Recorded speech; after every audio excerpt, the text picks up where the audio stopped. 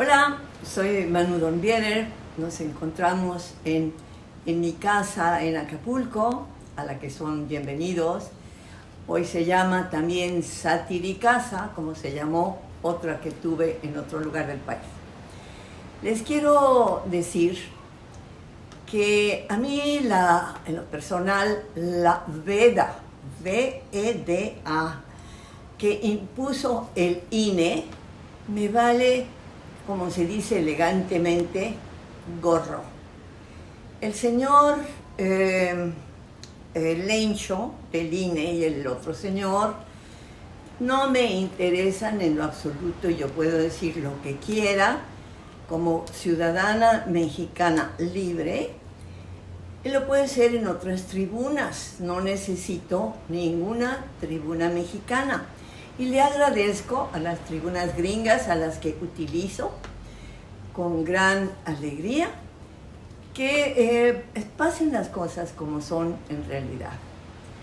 Bueno, hoy les voy a hablar de una isla que, a propósito de Zedillo, ha quedado olvidada en el tiempo.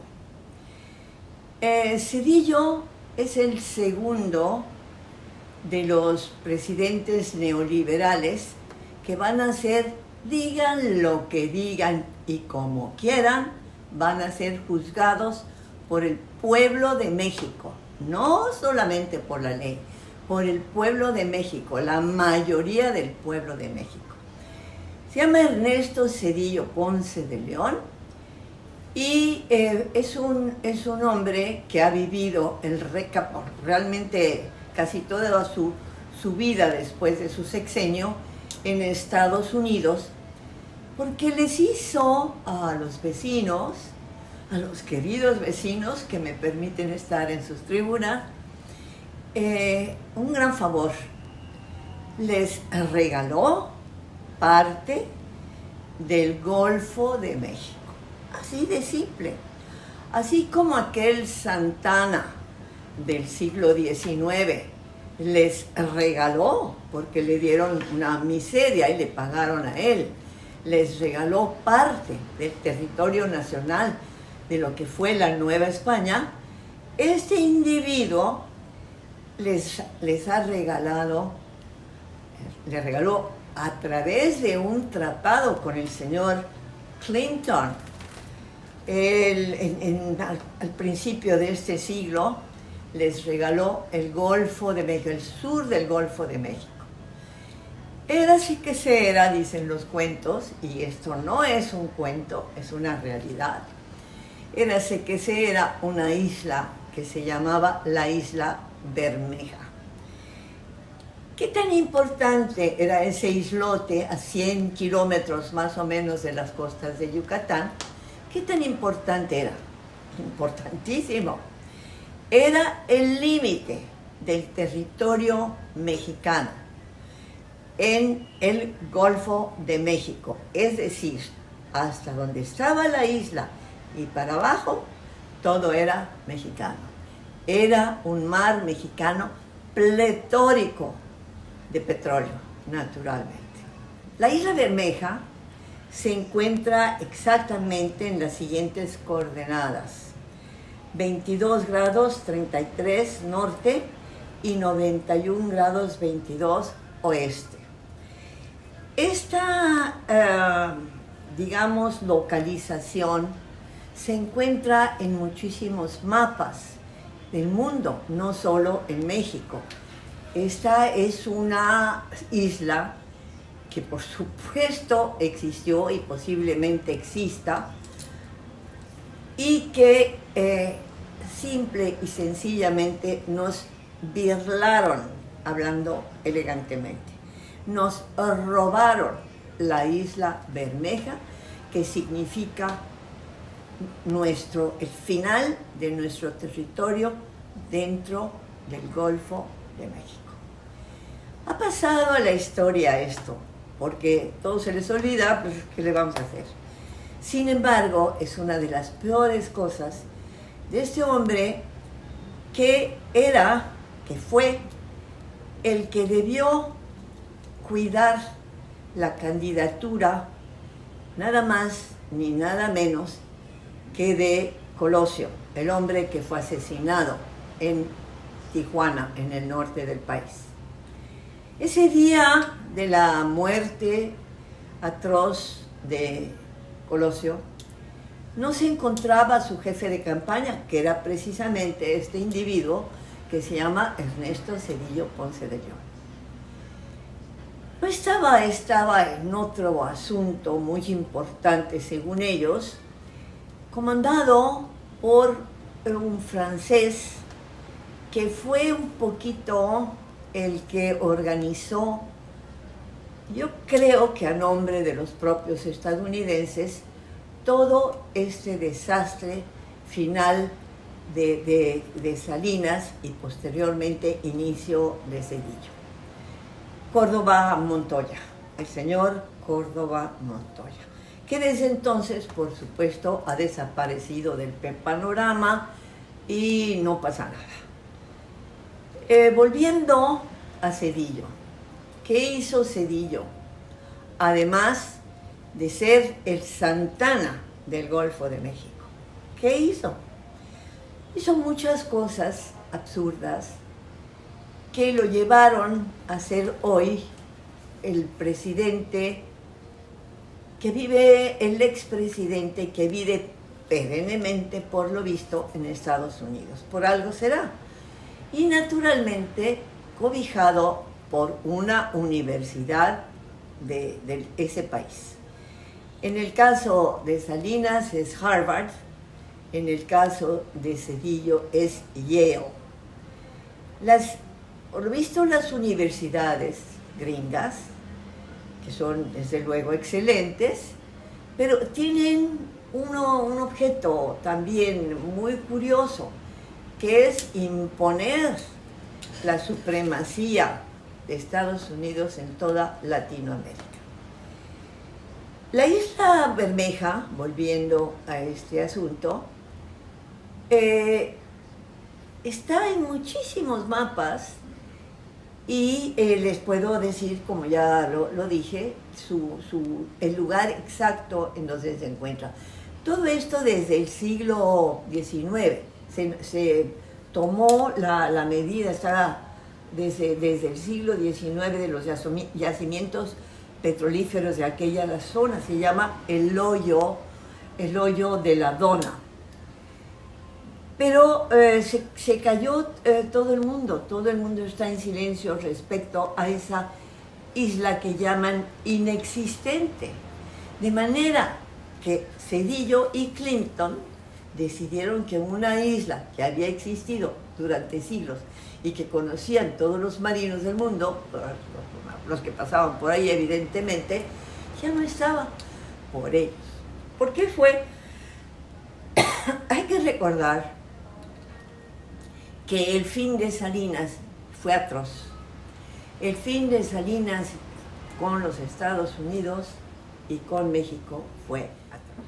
Para hacer notar la diferencia entre Zedillo y Salinas, se le organizó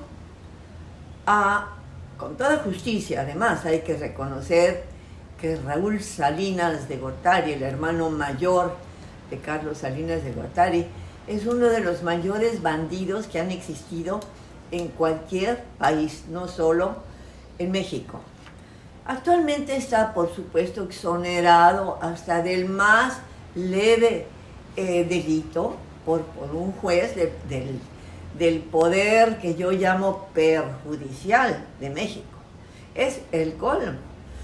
Pero por lo pronto, regresando en el tiempo, estuvo 10 años en la cárcel y es, a mi entender, lo mejor que pudo hacer Zedillo.